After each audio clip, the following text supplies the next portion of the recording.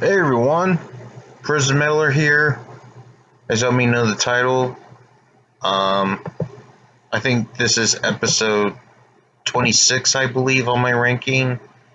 Yes, it'll be my album rank 26, and it's gonna be a re-rank this time, and it's gonna be Avenged Sevenfold. As you may know, this band was my first re-rank video for this channel, and just so y'all may know, almost everything has changed now recently on because I just recently listened to their discography a few weeks ago, and almost everything has changed surprisingly. And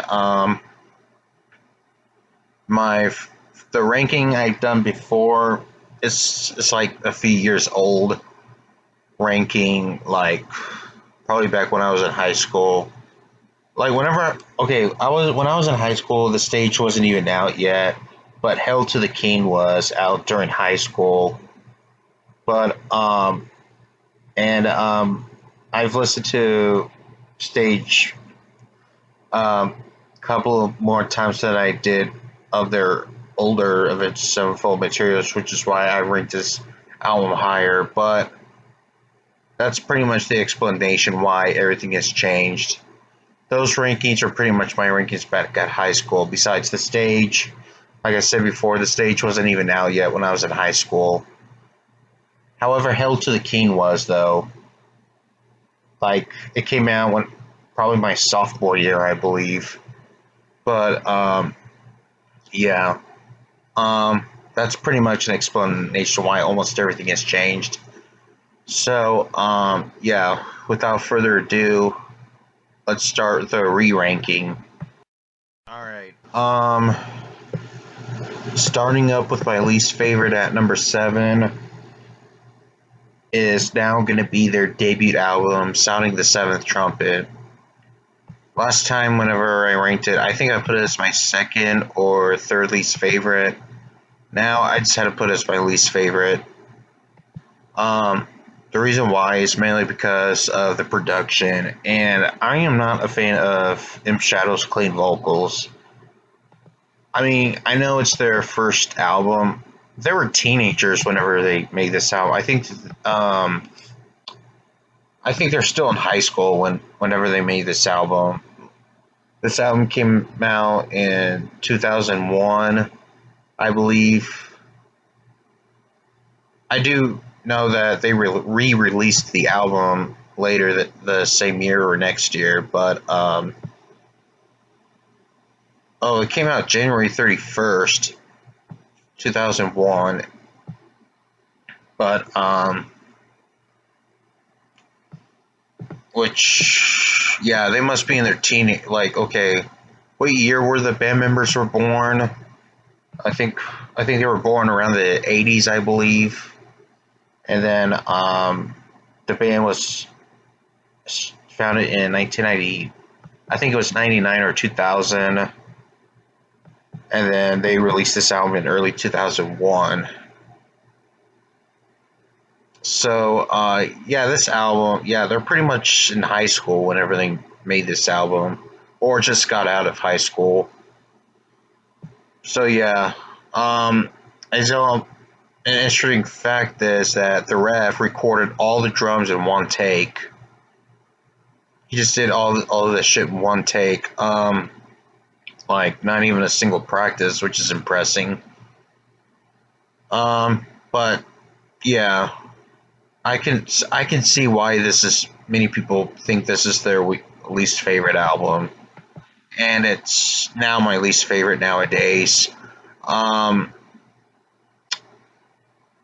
think this is their only album with 4 members. Yeah, I think whenever this album came out, the copies ran out quickly, and they had to re-release this album with a different intro, with a heavy metal intro, which had Sinister Gates on guitar. And the one I have is the remastered version, which has And then, as y'all may know, if you have, if you, the main difference on the, it doesn't have many differences. It's barely different. The only difference is that the intro for To End the Rapture is just a piano ballad. Um, that's just pretty much it. Nothing really new here, except probably the production. It had slightly better production on the remastered version, but yeah, nowadays I have to put this as my least favorite Sevenfold album nowadays. But I'm pretty sure it's gonna stay there. So yeah, this comes in at my least favorite. All right, so next up at the sixth place, we got Hail to the King. Um, Now, last time I ranked it, I put it as my least favorite. Um, Mainly reason why is mainly because I just think their other albums are better, and this is probably their most radio commercial album. I'm not saying it's bad, but now I just had to put it as my second least favorite. It's mainly because it has better production, but it's still not my favorite by them. Now, I can see why this album gets a lot of hate, um, mainly because for ripping off the Black Album, like like this Beans War sounded similar to Sad But True by Metallica, and Shepherd of Fire sounded too similar to Inner Sandman, but I could see where you're coming from, but yeah, this isn't really my favorite either, but I just really think there are other materials are better. Plus, I do feel like this is their most mainstream album. Um, and this is their only album with their drummer named Aaron Ilj. I think that's his last name. I'm not sure, but yeah, this is the only album with him on it for his departure in 2015. I think he left 2015, I believe. I'm not 100% sure. But yeah, so yeah, Hell to the King comes in at number 6.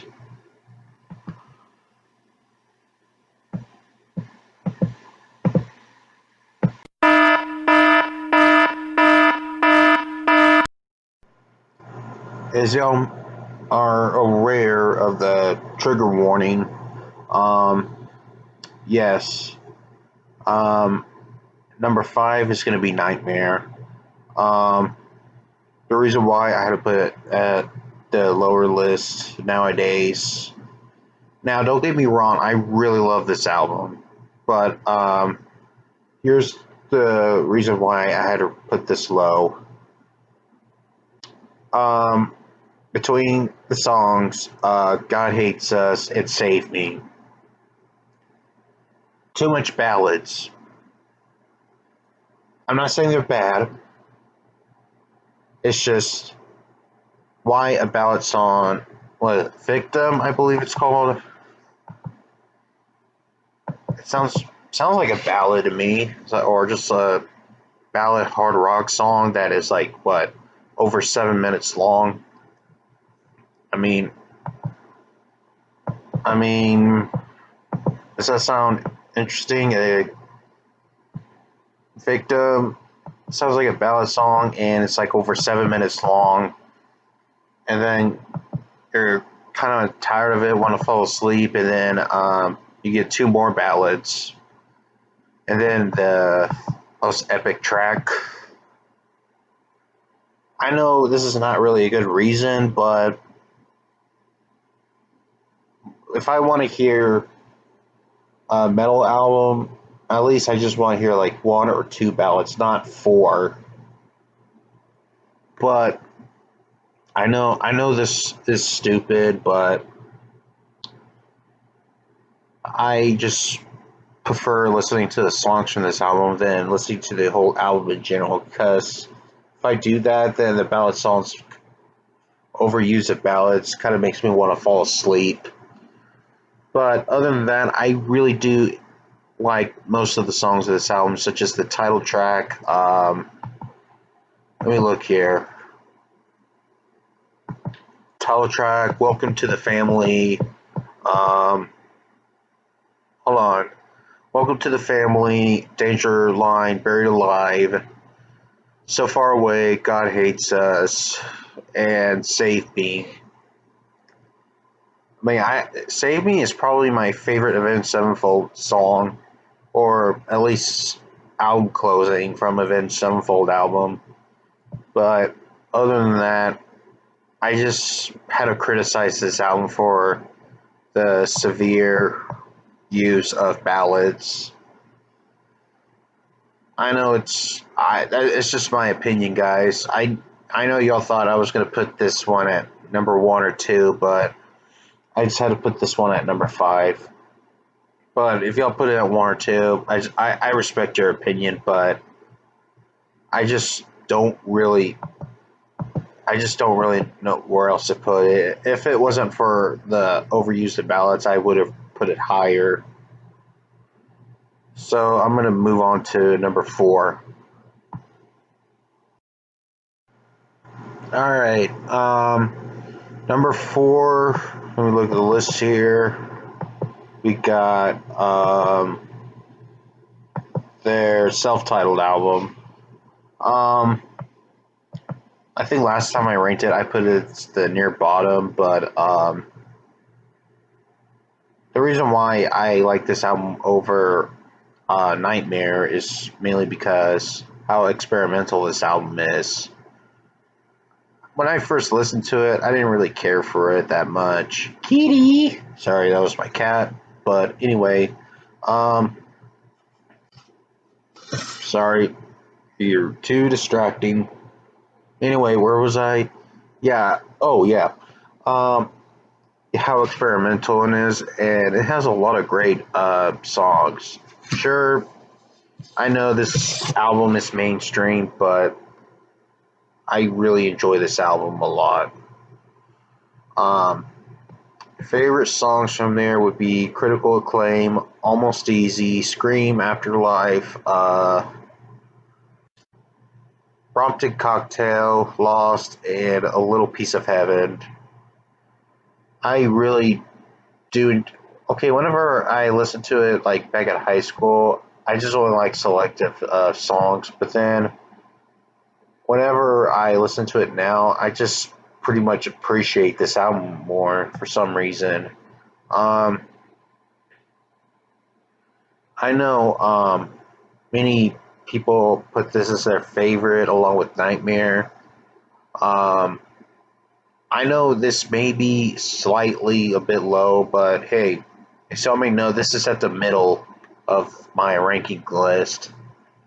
But yeah, so yeah, as y'all may know, I pretty much appreciate this album much more than I have years ago. So yeah, this comes in at the middle of my ranking.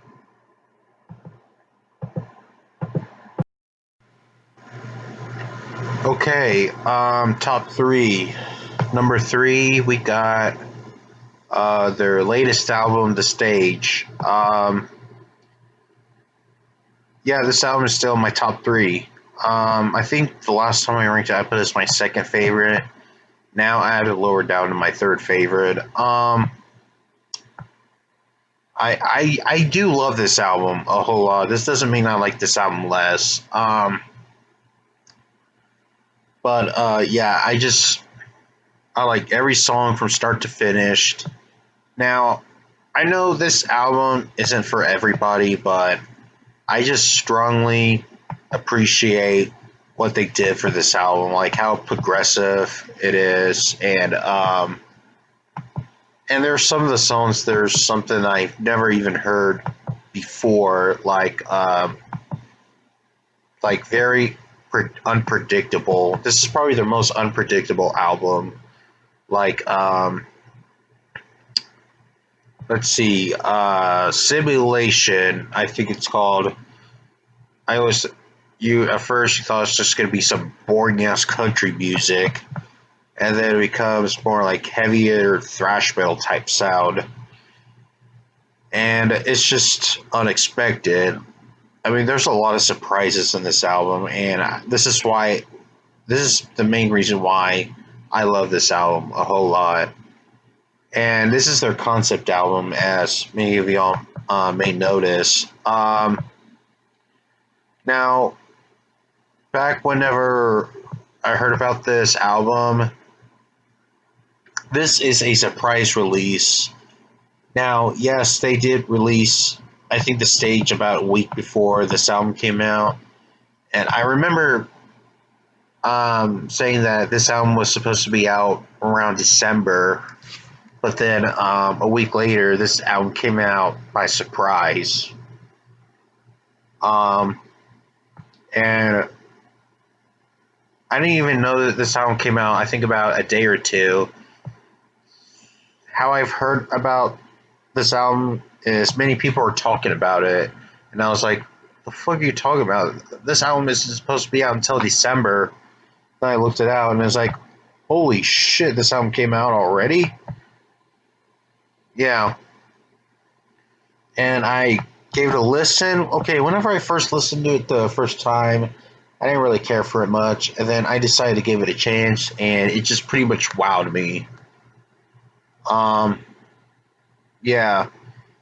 If for many of you who only heard this album like the first few times, you should probably give this album a couple of chances. I understand this may not be for you. I respect your opinion, but that's just me though. So yeah, it's definitely the concept album.